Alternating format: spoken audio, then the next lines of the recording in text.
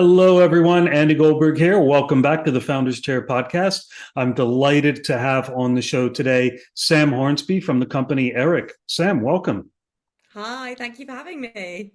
Thanks for coming on to the Founders Chair. Very excited to chat with you today. Can we just start, Sam, if you could tell us a little bit about you personally, where you're from, where you live, what do you get up to when you're not working, just so we get to know the real you? Yeah, of course. So I am from Oxford, originally, and I now live in Scotland, just outside Edinburgh. I spent years and years in London and Brighton, which was great, in between, but I live a slower life now up north, which is great. And what do I do in my free time? God, I go for long beach walks with my dog. I love a sauna, obsessed with saunas. And that's, to be honest, what I spend most of my time doing. Saunas and long walks on the beach. Love it. And you said it's kind of a slower life, like a quieter life up here than living down in the south of England. Yeah. So like I say, I lived in London for a long time, and that is hectic. It's all go in London. Then I moved to Brighton, assuming that it was going to be a slower pace of life. It wasn't. There's lots of Londoners like me that moved to Brighton, so it was just a smaller London.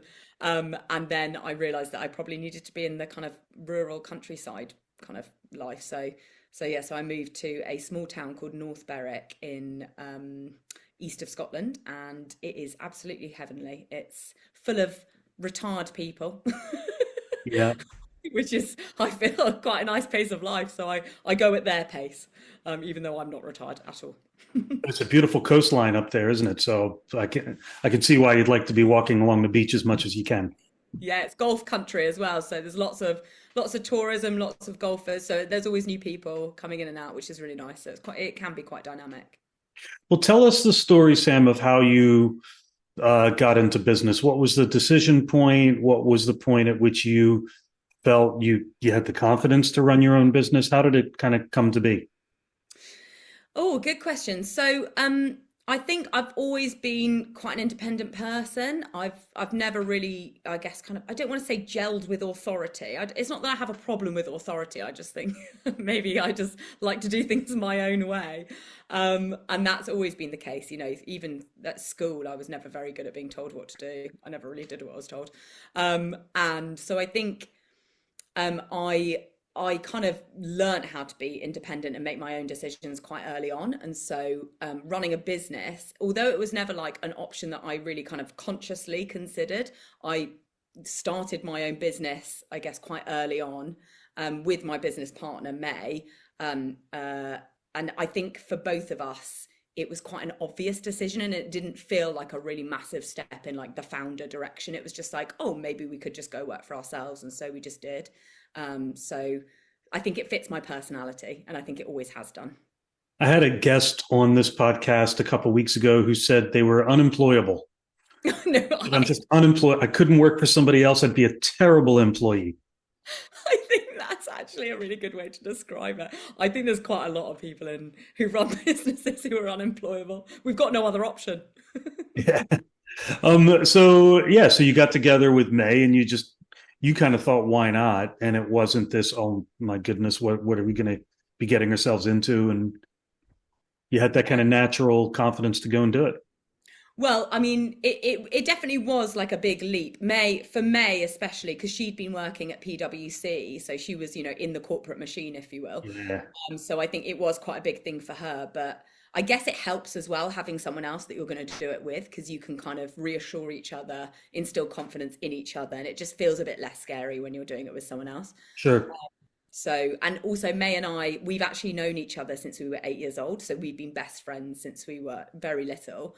And I think it was a conversation. We'd always kind of like chatted about doing something together. So it felt like it was an extension or the reality of a conversation that we'd been having kind of underlying for about, I don't know, 15 years at that point. So it was a Yeah. natural thing for us to do.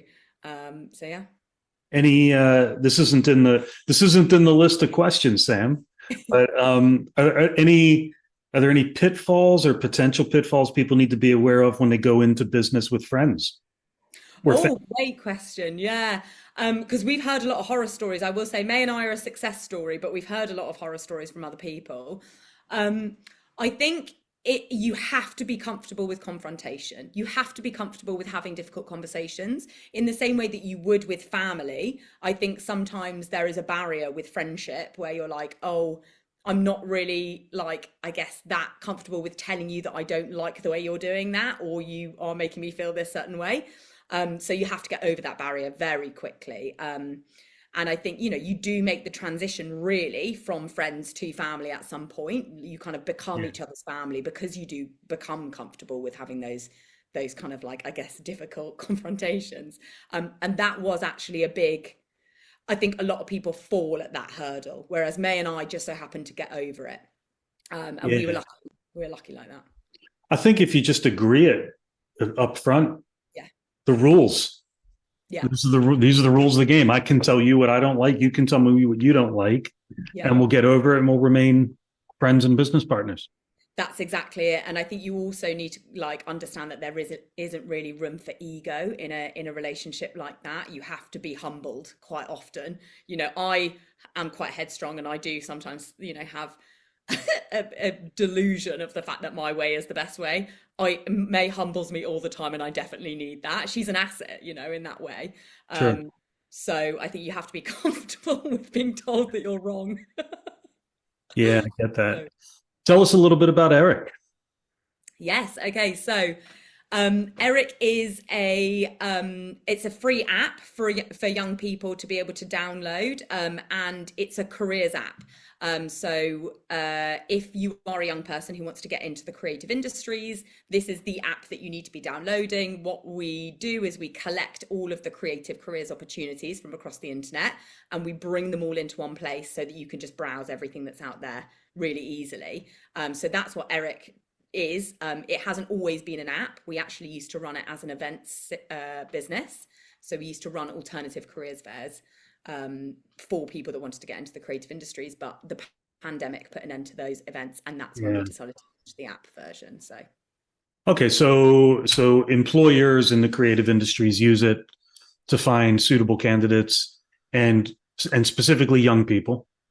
yes, exactly. So it's targeted at 16 to 25-year-olds. The interesting thing about what we do as well is that, yes, a large part of it is jobs, so entry level jobs. But there is a huge side to the app that is, I guess, dedicated to things like mentoring schemes, creative competitions, creative grants, training schemes. Like, it is a really good place if you are a young person who doesn't even yet have the skills and experience to be able to apply to a job, because we are also bringing you things that can help you get to that point. What made you decide to settle on such a niche area? Because it's quite niche, the creative industries, and then young people. Was there a specific driver for that, or did you just see an opportunity in the marketplace? Well, the idea for Eric came about because May and I both tried to get into the creative industries and failed dramatically, because we didn't have access to all the stuff that was out there. We didn't know where to find it. I actually wanted to be a ceramicist, make pottery Yeah. when I was younger, and then I didn't really know how to go about that.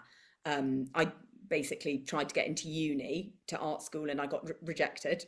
So I was like, okay, well, that's the end of my art career, I suppose. And May wanted to work in fashion, but she ended up being a chartered accountant because her parents told her that that's not a serious career option. You need to go into something like a doctor, lawyer, accountant kind of vibe.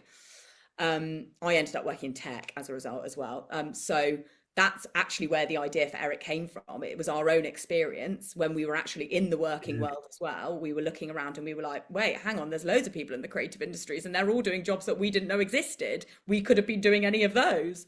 And that's why we started Eric, to educate and, I guess, kind of connect young people with the creative industries and give them the access that we never had ourselves.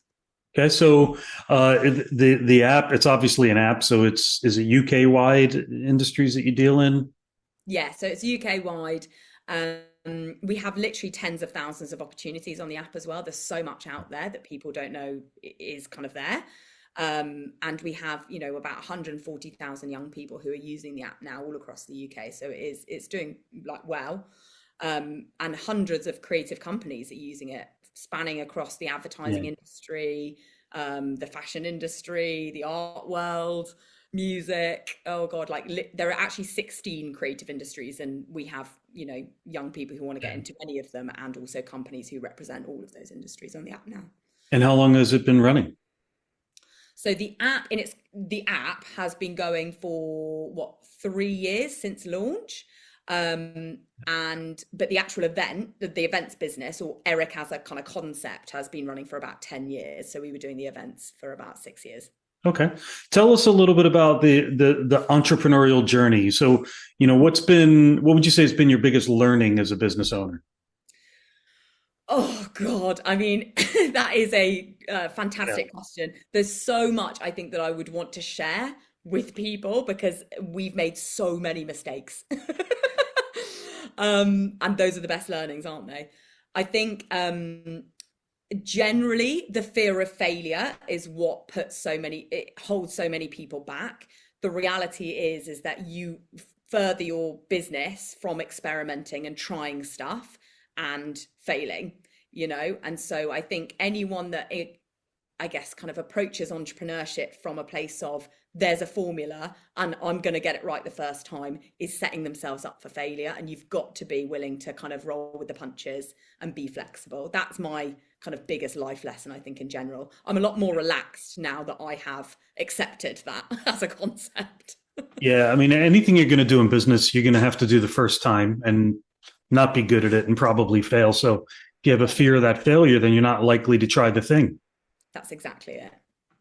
And you've got to try the thing if you want to be You have to successful. try it. Yeah. Yeah, absolutely. And I do think, this is where having a co-founder does really help because the lows are low, but the highs are super high. But when in the lows, you need someone to help pick you up. And, you need to reassure each other and support each other. It doesn't have to be a co-founder. I know lots of founders that have like other founders who are their support network who run different businesses to them, but you need to have a support network, I think, to kind of help encourage you to try again, try again, try again. You're fine. Keep Yeah. So flexible. that's May, your business partner. Yeah, May is my business Yeah. partner. So do you have other people like mentors or people outside of your business that are less emotionally connected to the business, or are you the two of you just kind of self-driven and feed off of each other? Yeah, so we have a group of advisors as well who kind of help us in specific areas that we don't have experience in as well. So, like, for example, one of my areas of my job is to liaise with the product advisor that we have. So he helps us kind of understand a bit more about the user experience. So, but he's a really good hype person in that specific area of the business. And then we also have, a female founder network that we're very close with. We have lots of WhatsApp groups, and I think you can find the community that you need to encourage you out there. You definitely have to put yourself out there in order to find that, though. Yeah, because it can be pretty lonely at the top, isn't it? So what's been your biggest challenge during the years, and how did you work through it?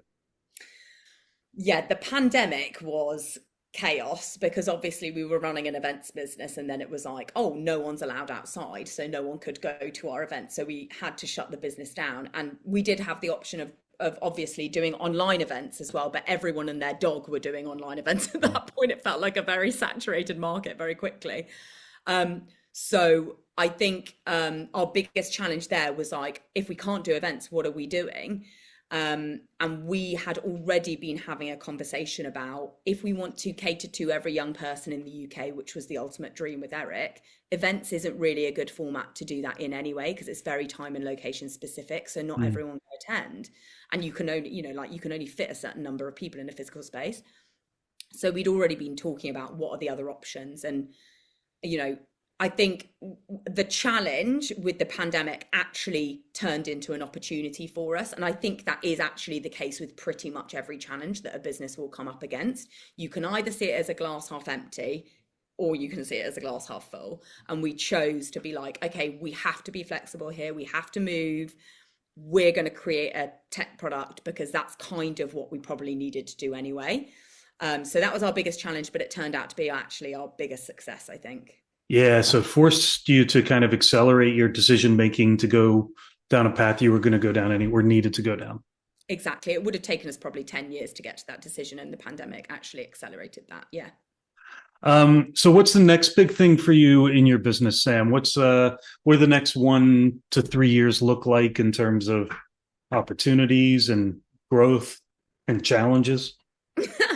um, Great question. One that is very difficult to answer because it's, all so dependent on external factors, isn't it? What we want to happen is we would love to conquer the UK, get every young person between the ages of 16 to 25 aware of the app and using the app. Obviously, it's a free resource. Why not?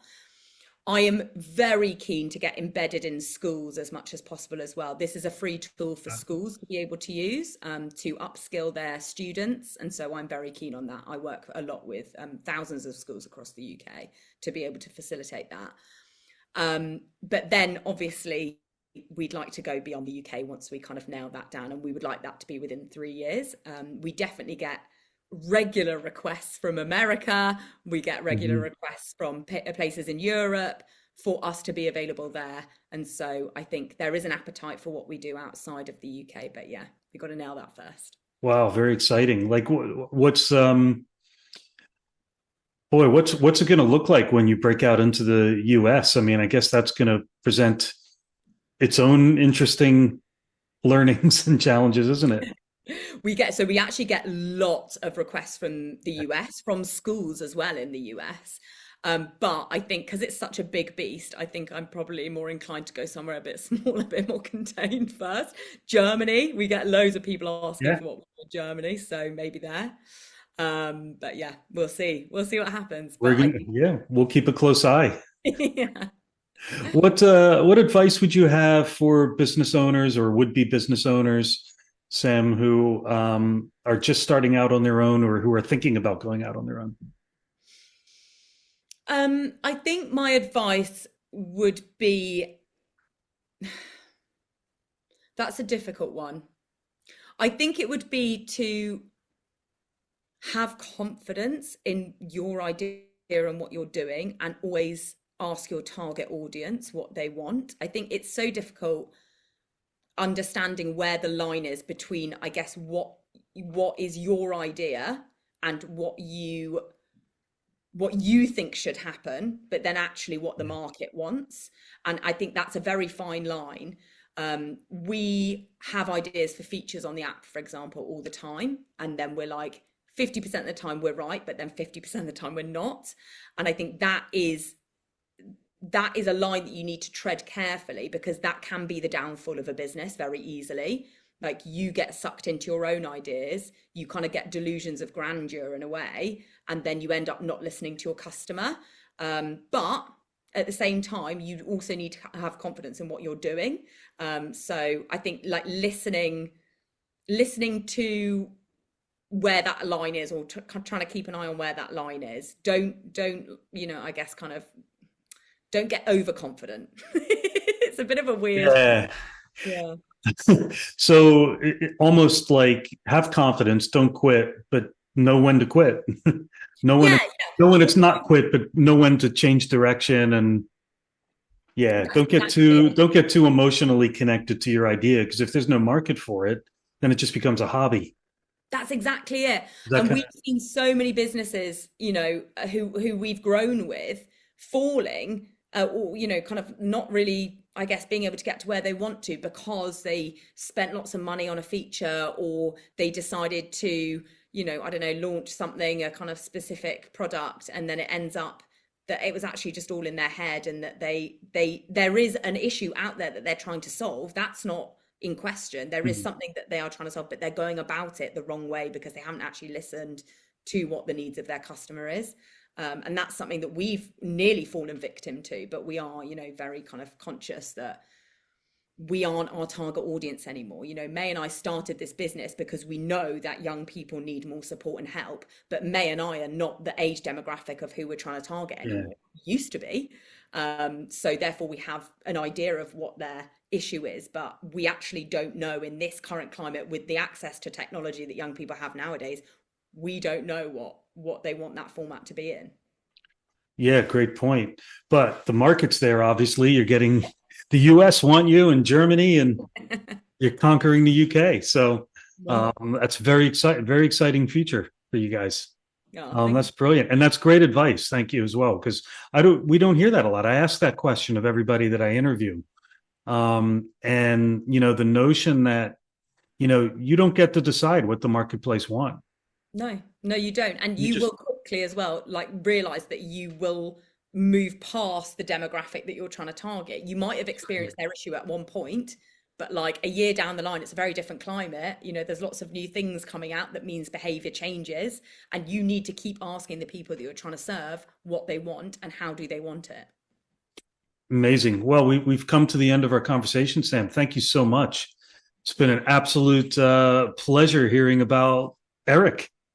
Thank you so much for having me. I've enjoyed it. I got to ask, who's Eric named after? We actually always get that question. So it's an acronym, and it stands for education. What does it stand for? Oh no, God, I've got that wrong. That's bad, isn't it? It's just been Eric for so long that Exactly, it's just become an entity. It stands for empower, represent, immerse, and create, which are like the four pillars of Eric. Those are the values that we run the business with, and we want every young person who uses our product to experience those four things. And the people who are watching, what's the best way to find Eric online on the App Store? Yes, so we're big on TikTok. So go follow us on TikTok if you want to get an understanding of like the kinds of opportunities that we promote on the app, because you'll see like a little window into what we do. And that our handle is there at the Eric app. And then obviously on our website, meet-eric.com. And then if anyone wants to chat to me on LinkedIn, I'm quite active on LinkedIn. So please do, get in touch, drop me a line. Always happy to chat. Well, there you have it. Sam Hornsby from Eric. Thank you very much for being on the Founders Chair today. Thank you for having me. It's been an absolute pleasure having you. And thanks to all of our listeners as always. And we'll see you all again on the Founders Chair podcast real soon. Thanks again, Sam.